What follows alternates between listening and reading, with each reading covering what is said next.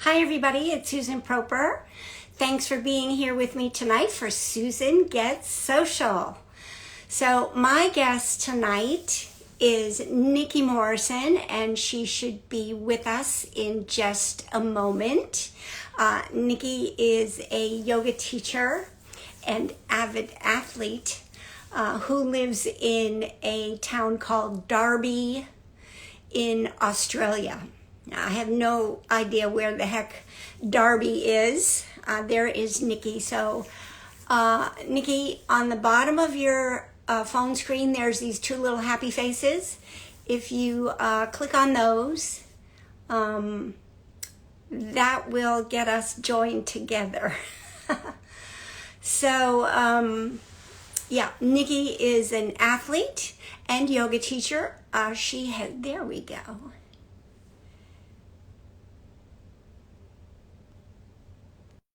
Studio, and she should be with us in just a second. There she is. Hi. Hey, How are you? I'm good. How are you? Yeah, I'm really good, thank you. Thanks for inviting me. This is so exciting. Sure. I haven't talked to you in a long time. No, it's been such a long time since we were on those calls together. So, but I I have been following you, so I feel like I've sort of stayed in touch anyway. Yeah, well, I follow you too. So, how have you been? How are things? Well, with COVID and pandemic and all that stuff, you've been doing okay? Yeah, really good. Yeah, I'm definitely one of the lucky ones. I made it through that whole time pretty well. And the state that I live in Australia, we have yeah, we sort of came through that original kind of lockdown and really intense time quickly, and we're out of it, and we've stayed out of it. You know, I don't know if you've heard over there, but Victoria and New South Wales in Australia, but mostly Victoria are doing it pretty tough. So there's Yeah. definitely parts of Australia that are still, you know, in the thick of it. Yes. But I'm further north, and yeah, I'm, you know, really lucky. We've been sort of had our freedom for a little while now. Good. That's wonderful. Wonderful. Yeah, Yeah, yeah. good. So, well, Nikki, what I wanted to talk with you about tonight, because I have been following you for a while, and since I've known you, and you know, your practice and your teaching and everything has kind of evolved, but I don't really know a lot about your story, and I know that you are really an athlete. You know, you run, and you are tremendously athletic, which I'm not. You know, I have to admit, I'm perfectly happy just doing my yoga and walking and being more of a low key kind of person. So, you know, I'm always so in admiration of people who get into yoga as an athlete. And I know it's a totally different practice when you are an athlete who gets into yoga, because the muscles are trained differently. So tell me a little bit about what brought you to yoga and how yoga is different for you as an athlete. Well, I think you're being very kind calling me an athlete, so thank you for that. Well, Um, I do. I guess I always did sport when I was a little kid, like, you know, through primary school and high school, and I was quite good at netball, and I did a lot of representative netball, and I played for Queensland, and I was really committed to training. I used to train, you know, 4 to 5 times a week, and, you know, go away to camps and all sorts of things. So I really loved that growing up. And then I think sort of once I hit my 20s, and, or, you know, late into school, into high school, and then into my 20s, I sort of dropped it a little bit, and, you know, and was enjoying my freedom and friends and partying and that sort of thing. But it was always sort of in me, I guess. So I've always, you know, gone to the gym and loved running and all that sort of thing.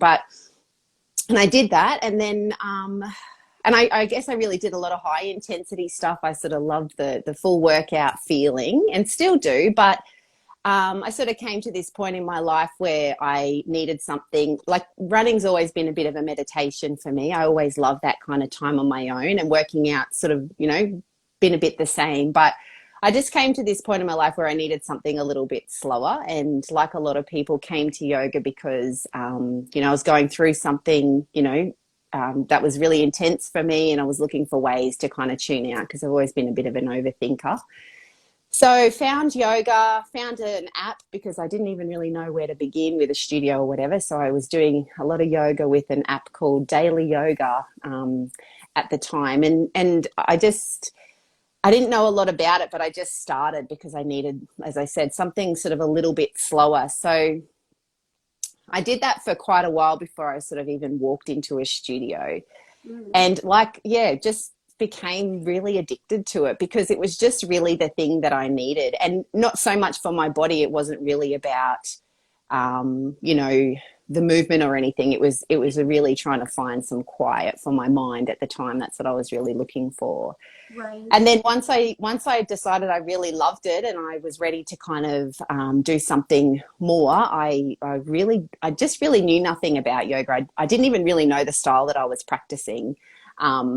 So I was just Googling, yoga teacher training, Brisbane, all sorts of things, and came across the teachers that I ended up training with, and they taught vinyasa yoga, and I didn't know what vinyasa was. I actually really didn't even know what style of yoga I was signing up for. I was just so ready to dive into something, and I wanted someone local, and they were close to Brisbane, and so that's how I ended up with them. And now, like that, you look back, it was perfect that it was them and that it was vinyasa, because vinyasa yoga obviously can be a more dynamic kind of moving practice, and I love that about it. I love not so much power yoga or anything like that, but I really love the dance and the beautiful transitions in vinyasa yoga, and that suited me because I love movement and I love that feeling of being puffed and feeling my heart and all of that. But I guess I was also really, really lucky to find teachers that really love and are passionate about alignment as well. So I feel like I really got the best of both from them. And the more I did yoga, the more I loved the quiet of it. But but of course it matched me as well to have a practice that was all about movement and the body and all of that, because I was right into that. So right. Yeah, so I found, we always know things don't happen by chance. Everything happens the way it's meant to for you. And I can look back now and see that even though I really knew nothing and I was diving into something, really unknown, I sort of found the perfect thing. So Right. Yeah, the universe took care of all those details for you, right? It did. And it's nice when you don't know sometimes, because you can't overthink it. I just sort of thought these people, it's a man and a lady who teach together, have this business, and they were just the right teachers for me and the right style and everything. So it worked out. So obviously you teach vinyasa yoga. I do. Yes. Yeah. Now, and you have your own studio, right? Well, I have my own business, but I don't have a studio. I actually teach out of an allied health practice in town here. So I live in a country town in Queensland.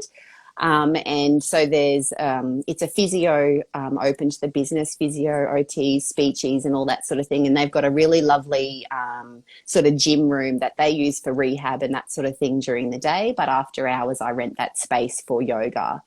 And it's lovely being in, I would love my own studio, and I think everyone would love their own space and make it just the way they want it. But I also really like being part of, it's quite a thriving little practice. And I really love being part of, people in that other sort of in the wellness kind of area. They've got, remedial massage there and all sorts of things. So, it's great to go in there, like people find out about me and my people find out about them. So it's a nice match.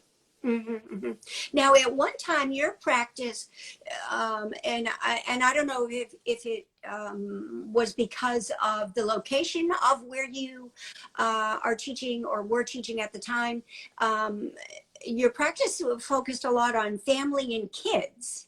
Are you still doing that so much, or has your practice evolved a little bit?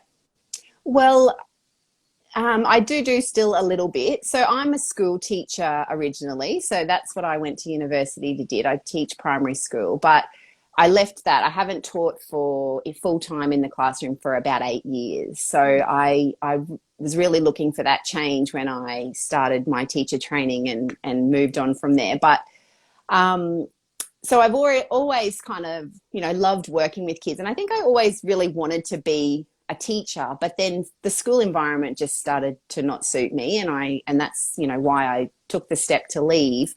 So then I was only teaching adults, which I loved. I loved having a break from kids. I was just teaching adult yoga. But then I always get a lot of inquiries because it's a small town. There's not a lot of yoga here. And so I was getting a lot of inquiries from parents who were wanting, do you do kids yoga? Do you do kids yoga? I knew a really wonderful, wonderful kids yoga teacher on the Sunshine Coast. So I did her training and thought I'll train in it and see, it sort of matches me. And I really love the training, and I do, and I've definitely done a few terms of kids yoga as well as teen girl yoga. And family classes as well, just one-off classes for a parent and child. And I really love it all, but it's not really my passion for yoga. Like I prefer my adult classes.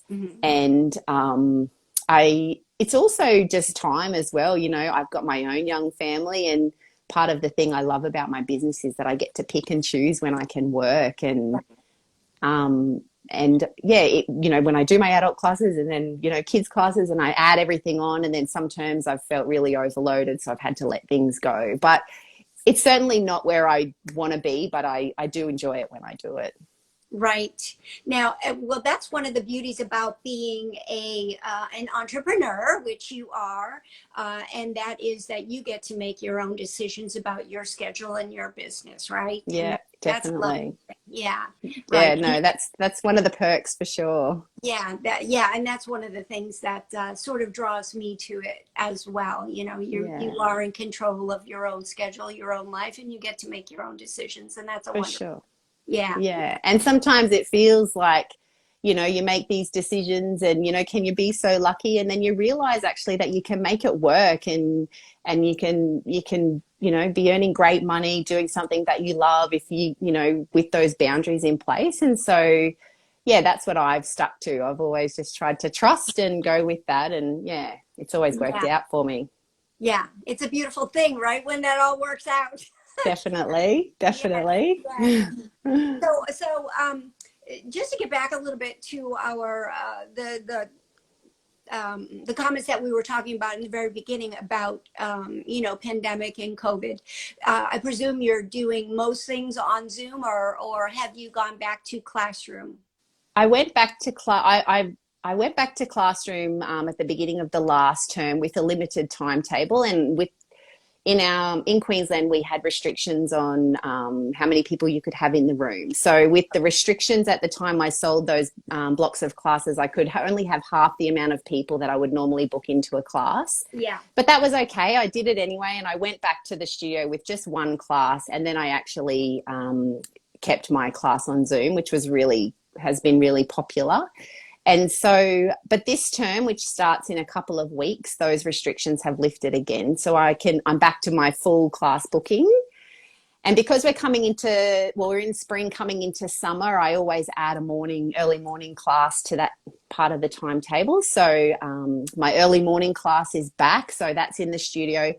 But actually my Zoom class has been really popular. I've been getting, great numbers. So I've kept one online class and yeah, it's filling up really nicely. So I'm really happy. And I like a lot of people had to, get my head around it at first, but I sort of also just dived right into the whole Zoom thing.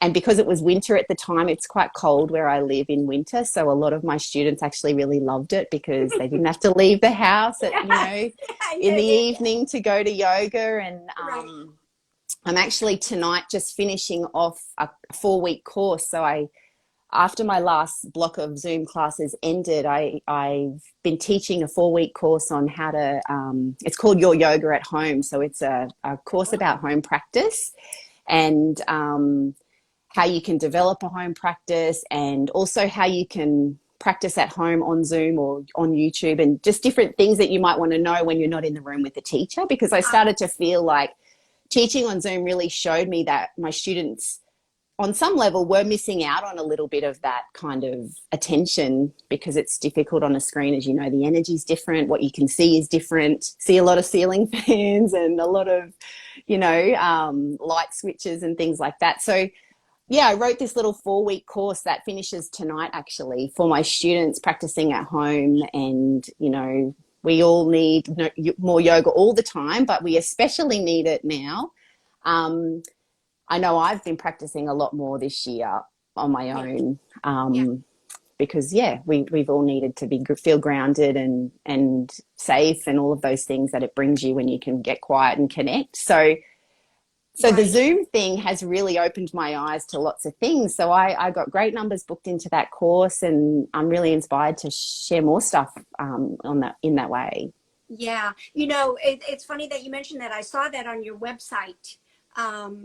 I went to your website and I saw that course, and I saw you have a great image on your website about how to make your own props. Yeah. Like, you don't have a block, use this. If you don't have this, use that. I thought that was a fantastic image to help people who are practicing from home and may not have all the stuff that you typically have at a studio. But you still want to be able to modify a pose or, make things comfortable for your home practice. I thought that was really great. Are you going to repeat that course again, or in the future, or what are you going to do?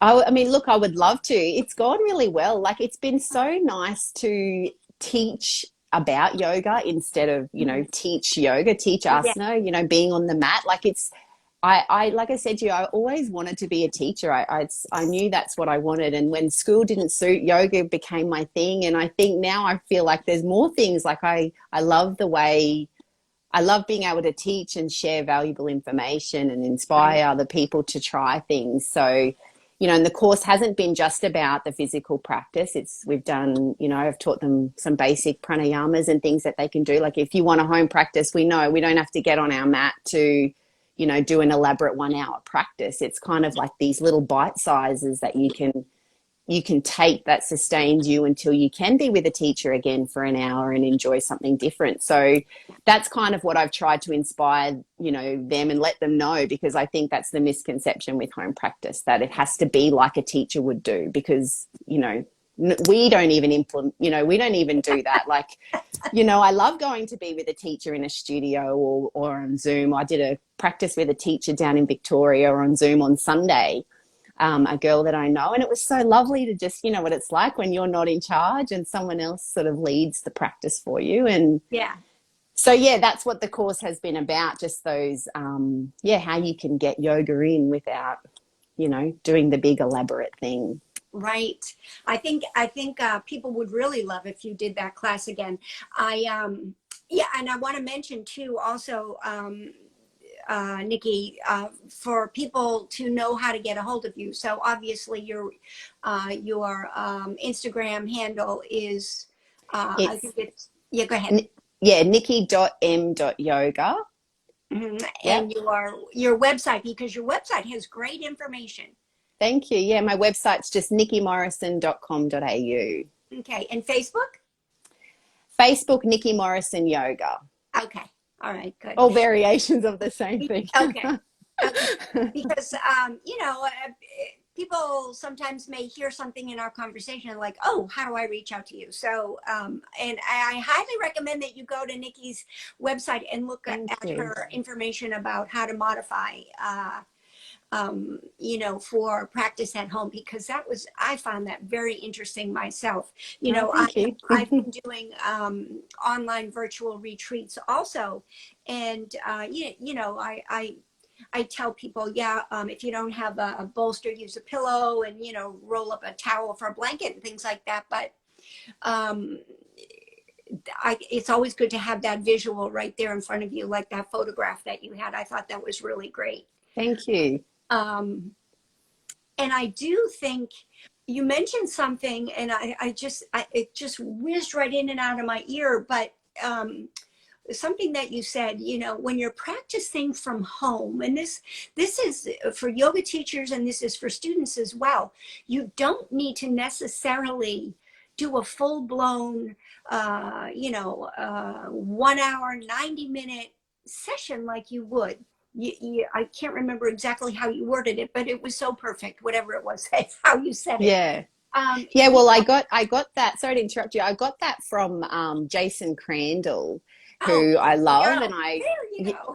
Yeah, I follow and read all his stuff, and he talked about, we could all do the restaurant meal, and in terms of we could all cook a restaurant meal at home and go to that effort and extent, but he said we actually really only need like peanut butter toast sized bites, okay, to get us to the next restaurant meal that the teacher can do for us, sort of thing. Perfect. And that was the analogy he used. So that made so much sense to me. And that's actually what I do. He just put it into words. So that's what I've been sharing through that course. Yeah, that's a perfect analogy. Is that the right word? I don't even know. Yeah. But that's great because sometimes I'll get on to Facebook or something, and I'll do just a little bit. Okay, do you know about this crystal, or do you know about this pose, or legs up the wall, or something? And it may only be 8 or 10 minutes, but sometimes that's enough. That's all you need to learn, or that's all you need to know about for that moment, because it takes you away from whatever may have been bugging you or stressing you out, or on your mind, and getting you into something else that may help you either at that moment or in the future. So for sure.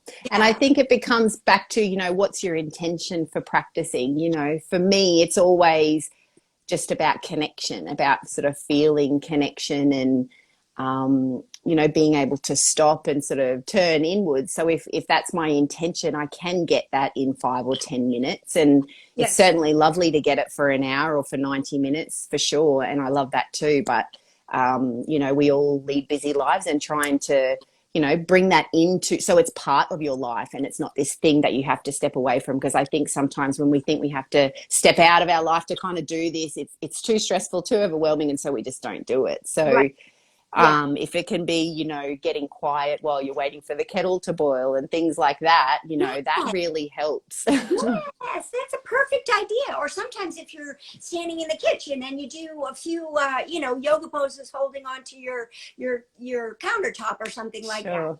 Absolutely. Yes. For sure. Totally. Whatever works, we make the rules, don't we, Susan? That's right. Yeah. It's all an adaptation, right? That's right. For sure. Yeah. All right. Well, I'm going to ask you one more thing, and then we're going to go, because I want to honor your time. So I think I prepared you in advance a little bit for this question. And you may have already mentioned one of the names. Who are 3 people that who have been most influential to you? Nick, can you name 3 people, and maybe even tell me, I can, a little bit of why they made Sure. I found this really hard. I don't think I have this sort of, really romanticized kind of version of like these 3 amazing people in my life. I've got many people, but I guess when I thought of it, I thought straight away, firstly, of my parents. If I start with, from the big picture, for sure, my parents, I had an incredible, upbringing and childhood, and I was loved and supported, and I'm very, very lucky and grateful. And, my parents, I come from an Italian family, so my dad was quite strict with me growing up, which I hated, but can see now, that it kind of came from love. But so I guess I learned a really, beautiful way to, have a family, and how to provide for a family, and how to live that, beautiful family life from my parents, which is really important to me. And, my brother and sister and I, we all went to university. We all sort of got degrees and found something we were happy at, happy to do and good at and whatever. And my parents liked that. And But I think at the same time, you know, when I wanted to leave teaching and do something kind of a bit different, because I first straight away did personal training and group training and all that sort of thing. My parents were supportive. They didn't sort of ask questions. They ultimately just wanted me to be happy. And so I think, yeah, they really showed me the support I needed to go after, you know, what you love and what you want to do. So definitely would have to say them to begin with. Yes.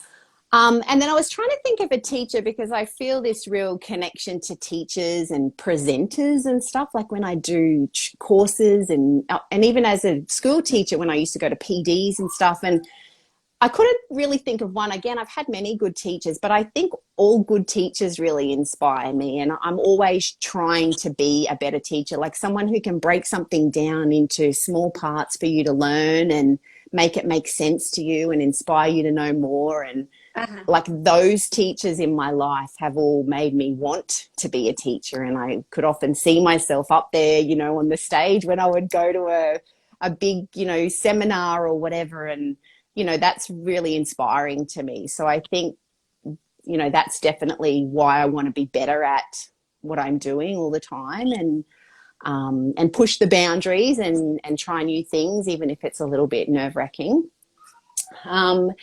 And then I think, I guess the third, you know, in the here and now is the teachers that I'm training with. I'm in the middle of my level 2, so my next 300 hours.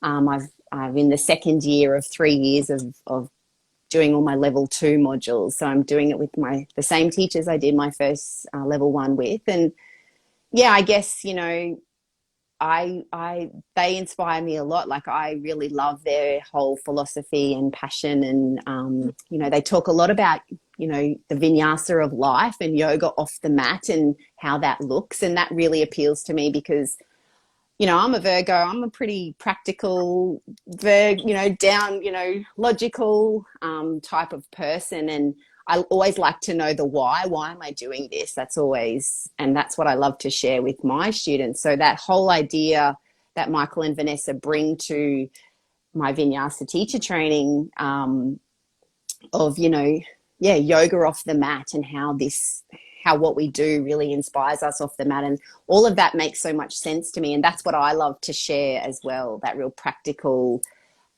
side to, you know, my classes and my themes and that sort of thing. So yeah, they definitely have a big impact on how I teach, you know, my yoga right now. Nikki, once a teacher, always a teacher. That's right. Wow. Well, thank you for answering that, because, you know, I know that can be a tough question, right? Some it's people tough. say, oh, it's you know, Oprah or somebody, right? It's like, oh, come on, that's just way too superficial. Be real, be real. So that sounded pretty real. So thank you. Thank you. No, you're welcome. Yeah. Thanks. Well, I want to keep us on schedule. Sure. Thank you so much. Thank you so much. And just please, one more time, tell everybody how to reach you, so that if anybody needs to DM you or send you a message or email you, they know how.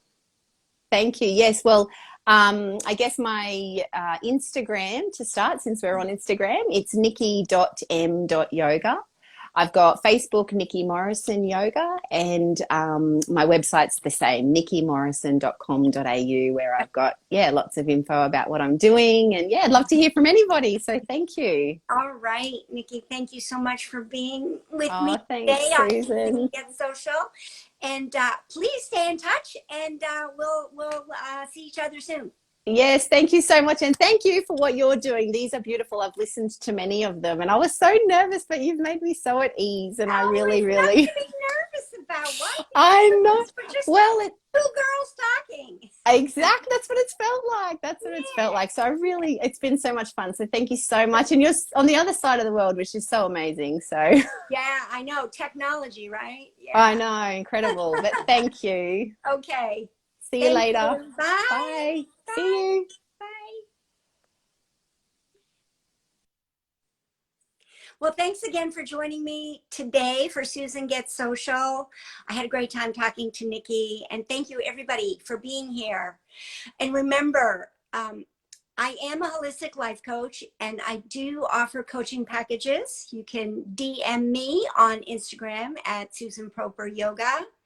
I also offer free clarity calls if you want to chat with me before making any kind of a commitment. I'm happy to talk with you one-on-one and just find out what's going on with you and me, and we'll just talk and get a breath of fresh air and see what's going on.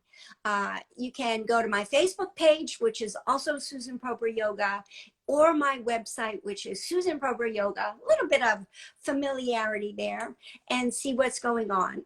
And if you don't know already, I just recently launched a podcast, which is Women Inspired to Wellness. You can find it on Apple Podcasts, SoundCloud, and Spotify. So make sure you check it out. There are episodes new every week. One just launched today. So check it out. And please DM me if you need any more information. I would love to hear from you. And if you have any suggestions for Susan Gets Social, also DM me about that. Thanks. And I will talk with you soon. Bye-bye.